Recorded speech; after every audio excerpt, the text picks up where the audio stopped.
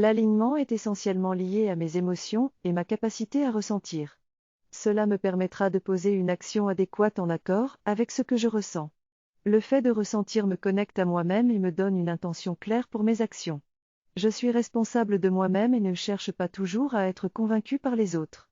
Je capte des informations, je les traite et si ça résonne en moi je continue, sinon je laisse tomber car ce n'est pas en accord avec mon âme. Dans mes relations avec les autres, il est important de faire preuve de discernement afin de ne pas juger l'autre pour des choix différents des miens.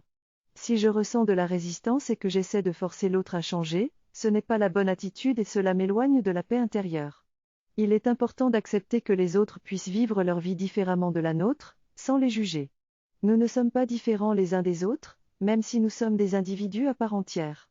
La vie est faite de contradictions et d'évolutions, qui se passent nécessairement dans l'acceptation. Pour mieux comprendre les autres, il est important de se comprendre soi-même et de rechercher l'alignement émotionnel avec le grand tout. Les émotions sont des guides qui doivent être écoutés, tandis que la rationalité et la logique ne sont que des outils au service de l'âme.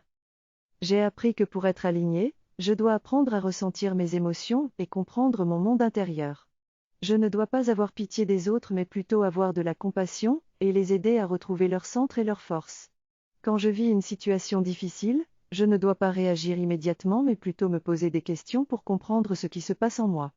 Je vais prendre soin de moi et continuer à travailler sur mon alignement.